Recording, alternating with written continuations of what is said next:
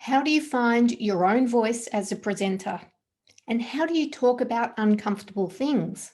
That's just some of what we'll be discussing in today's episode of Talking Talks.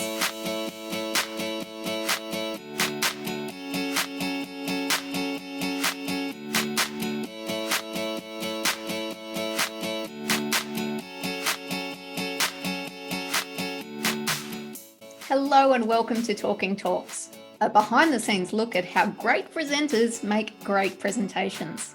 I'm your host, Bri Williams, and today I'm joined by Anne Miles. Anne is the founder and managing director of Suits and Sneakers. Suits and Sneakers is a marketing and advertising talent network, and Anne is also the host of Suits and Sneakers TV.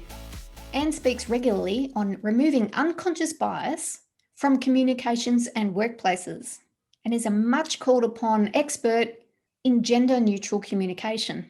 She's also one of the most constructively provocative people I know. Now, a trigger warning: Anne is a survivor of family and domestic violence, which we touch on in today's conversation. Okay, let's get started. And welcome, and I would love to start with how you describe your speaking style. I'm going to read this. Very real, passionate, personal at times, a little humble or self-deprecating, and sometimes slightly silly. If you're looking for a slick presenter who is all show and formality, Anne is not for you. And please share with us how you found your voice as a speaker and why you describe yourself that way. It's very funny. Thank you for having me. I feel like I went through a lot of speaker training, and through my coaching education as well, there was training courses on how to be a speaker, and a lot of it was trying to teach you how to hypnotize the crowd, and you have to stand with your hands beside your body the whole time and don't dare move. And, be so sort of formal and all of that. And I've got to be honest, I nearly failed every time. It's terrible because I just felt like I just couldn't be myself. And in the end, I just saw, actually, I think it was Sean Cummins. He's an owner of a big advertising agency.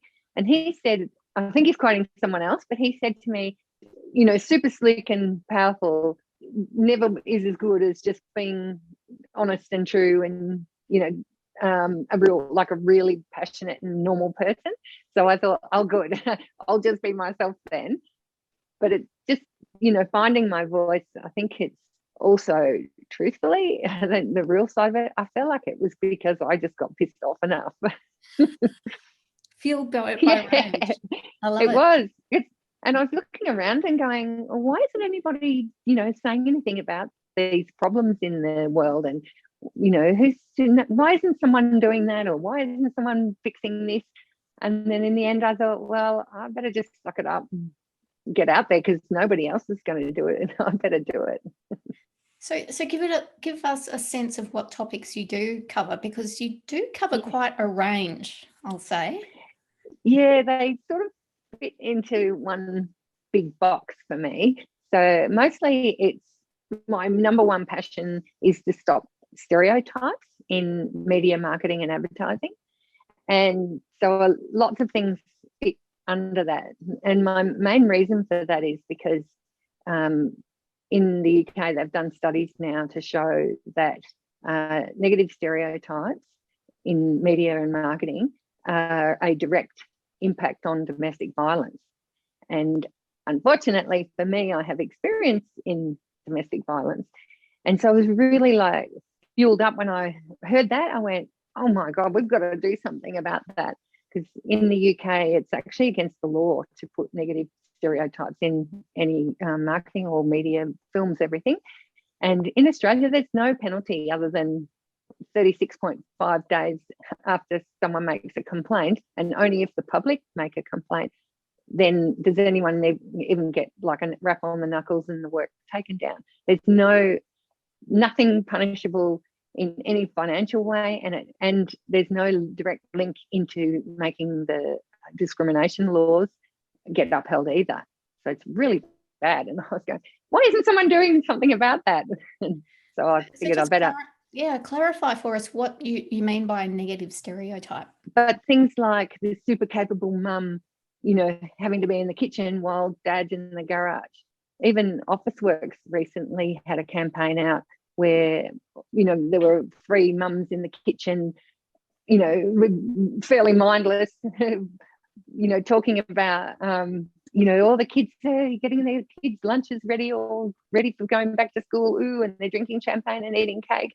And all the little girls were with them as well. And then the next dad had all the dads and the boys playing cricket outside while the women are inside doing the jobs. Like, it's just really harmful. I think it's not always, that you can't show women in the kitchen, but it's just that sensitivity around, always making them the one in the kitchen and not making it for parents of all genders, So there's probably, I could go on forever, but there's lots and lots of them. It's about race, it's ability, it's gender, even age. There's like, people have expectations about what an old person is like, and often it's not actually what people of that generation are all like.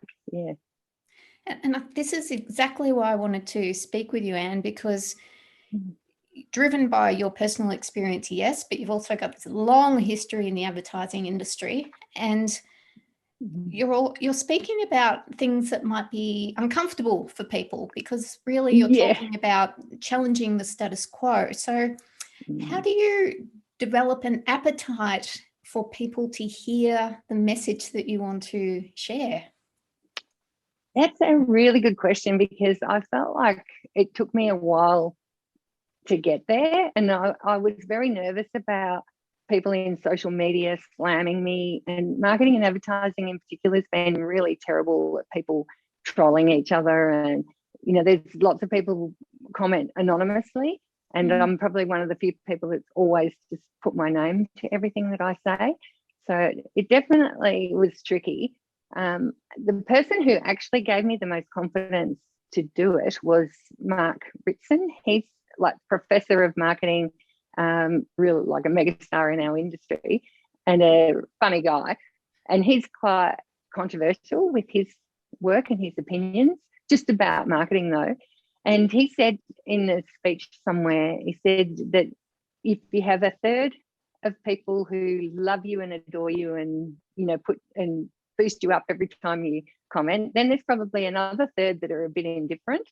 And then he says, if you are not getting another third who absolutely hate what you're saying and, kind of question everything and challenge you, he says, then you're not making a difference. I went, oh, okay. Because I used to be paranoid about getting one post that was negative, and that was a big fear I had, actually. I guess I said to myself, I've got to suck it up if you want to make change. Yeah, it's hard. I like that you've had a couple of people that have really validated things, or given you license, or given you the confidence or courage to really step forward. So you've talked to Sean Cummings, and now so a couple of instrumental people in that. When it comes to public speaking, there's, I guess, two audiences. First, it's the client or the person that is inviting you to speak. And then there's the audience as well. So can you talk us through how you firstly engage with the client to get them on board with your message? And then we'll talk a little bit about how you craft the presentation itself. Yeah, I think for the client side, I think in fairness, I've had other people ask me because, and it started through, having thought leadership positions. So doing LinkedIn and blogging, and I've done some free webinars and things like that, just because I feel like, even to my competitors, because I feel like I have to get this change to happen. So I think I was just sharing generously, and then people have approached me and asked me to speak or be on a panel, or even do training for people. So I feel like mostly it's been inbound inquiry.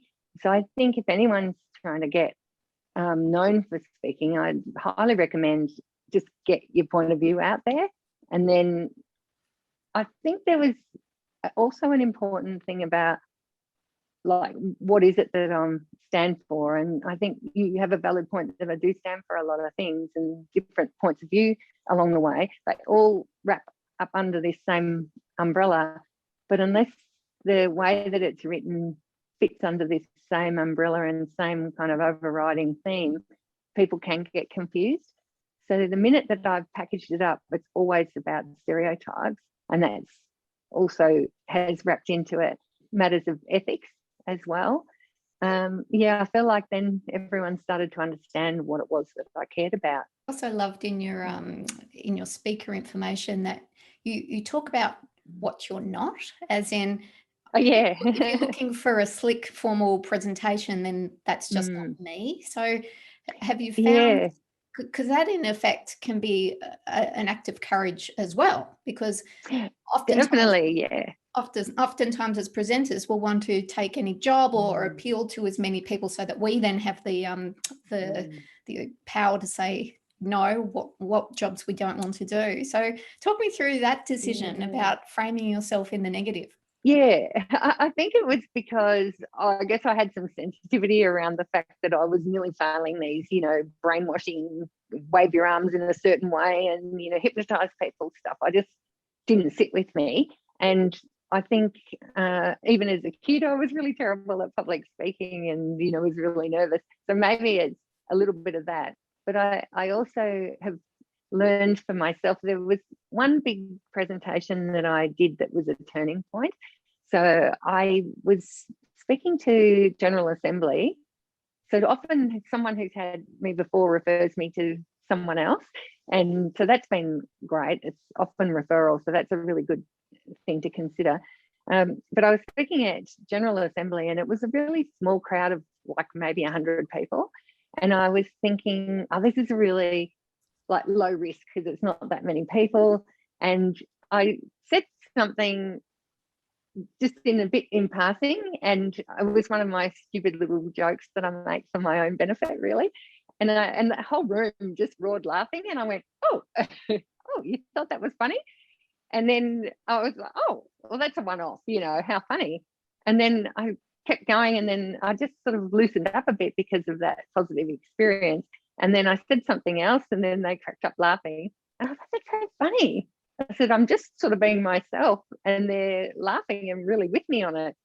And then I had another event where it was like maybe 400 or 500 people, and I was at the edge of stage, and I'm going, do I go and be like myself, like I was at the last one, or do I be a sensible grown-up here? And I went, nah, let's go. And so I just decided to be myself, and the same thing happened. Everyone thought it was fun and sort of laughed with me, and it was a really good experience. So I think that's also when the feedback from each of the other speaking events, they go and do surveys after, and I think that's been really valuable at getting the positive feedback that's then moved on to the next referral and things like that, and that's the client side. So did I answer your question? Yeah, certainly. I think it's also just an interesting point around, I know authenticity gets a lot of overuse, but people respond to vulnerability, I think, on stage, but oftentimes, particularly when we're new to speaking, we might think we need to adopt a persona, and it can be very daunting to turn up to a conference, for instance, and everyone's in suits or dressed in a particular way, and you come on with a different perspective. I mean, I wear crazy hats sometimes, quite literally, and that moment where am I doing the wrong thing? Am I going to embarrass myself? But invariably, that's what resonates with people the most, because they see you taking almost a risk, and it means that you can't be confused for any other speaker, can you? Because you're just that's right. Yourself. I definitely think so. And one of the my personal favorite compliments I've ever had was actually from one of my girlfriends. She said, you know what, you're exactly the same on stage as you are off stage. And I went, perfect. I know a lot of other speaker trainers and things go, oh, you're waving your hands around too much, and you've got your heel in the ground, and your hands you should be straight down and all this kind of stuff. And I go, you know what, I actually don't care. I much rather people think that I'm just me and I'm speaking from the heart. Yes, you're a very natural presenter, and I think you're quite right. I think when people are overly orchestrated and confined, it can really be kind of boring. See how I'm gesturing, because that's natural, whereas I don't know where I should be pointing my hands. But I think I'm with you, Anne. Be natural. But I'd really love to get in. I'd really love to get into your process now in terms of crafting that. So we talked a bit about the client and how you warm them up with the content and the ideas that you share, so they kind of know what they know what they're buying. They know what they're getting. They're looking for someone, and you are a very well regarded and high profile speaker in stereotypes, so they know what they're getting. How do you conceptualize? What's your process for actually creating a topic and then delivering it? When I'm building a speech or even any writing or anything now, there's a system that I use. And since I did that, I feel like everybody actually understood my content that I was putting out there. And I feel like it's made some order. So it is a system called Format, number 4, MAT. And it was adjusted by a woman called Bernice McCarthy, in the 80s, and it was designed for the education sector to help students be interested in what they're listening to retain it and to be able to act on it. And I'm thinking, well, if it's being used for education, why can't it be used for marketing and for speaking? So I've been using it in there. The cool thing about it is it's designed around the DISC personality profiling system. So it's often used in business, and there's 4 key personality types: the dominant, the influencer, the steady, and the conscientious. And so Format, it's really 5 steps. So the first step is, what's the purpose of this? So to me, that's also encompassing who you're talking to and why, what point do you want to make? And then there's 4 steps. So why? Why should I even listen to you? What is it? What is it about? Number 3 is how. How does it all work? How do I implement it? And the last is what if or what else? And that's often by the conscientious personality type who wants to pick apart everything and find the faults. It's possibly also objections. If there's any objections come up, that's where you can handle them, and where they can find other information as well. So I have a little template. It's just an A3 laminated thing. And so now what I do is I go, what's the point I want to make? What's the purpose of this? And I put a sticky note on that. And then why should they even listen? And put some sticky notes together and just keep going around this little worksheet until I've completed the story in the right way. So I probably spend 10 minutes planning what I'm going to say that way, and then from that I can write anything, or write a speech, or pull a presentation together just following my sticky notes. And that's just saved so much time and given me a really solid strategy to run. It's been great. Yeah, it sounds like a shortcut to take what's in your mind to it's like a discipline to try and pull out all of these ideas to cater to all of the different personality types that you might have in the room. Is that right? It's definitely right. And the main thing is in the right order too, because a lot of people want to start with credentials or how to jump straight into the how. And the certain personality types, the D up the front, the dominant, they're often CEO types. And they're like, why should I even listen to you? Like, why am I listening? And they can't make sense of what they're hearing unless they know the why first. So it has to be in that exact order: why, what, how, what if, and there's one for every personality type. And if you don't have that purpose in your mind together, then it gets sort of lost, and you can have multiple points. So I try to have what's the main point you want to make, and then It's you build the actually, case. I was imagining it was a tool to extract your ideas, but does it actually become Yeah, the narrative? Does it become the yeah, flow of your presentation, or even an definitely. article that you're writing? Does it? Yeah, it does. Yeah. And even in terms of writing, for me, it like makes it such a strict format. Like, I'm quite prolific with writing content, and but I have a rule, so I have to do this. I do this 10-minute sort of planning of my sticky note thing, and then my challenge to myself is to write the blog all in one go. So I just follow the sticky notes around, and in that order it comes out in the presentation or in the writing. And then I have a rule, I can only read through it one more time before publishing. So otherwise you just never get anything done. And that's actually a really relevant point for me. I feel like when I aimed for excellence and not perfection, so much more gets done. And I feel like, everyone's a little forgiving, that if if there's a typo in something or whatever, it doesn't matter if you're making a really good point and you really care about something.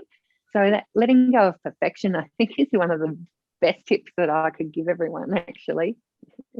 That's a fabulous one, and one that I definitely grapple with as a someone to dwell on things. But I also love the idea about constraints and placing constraints on yourself. And Yeah. that's playing out in a couple of different ways in what you've described. One is actually having a template, which then gives you parameters, and it, in effect, forces you to document and synthesize your thoughts within that framework.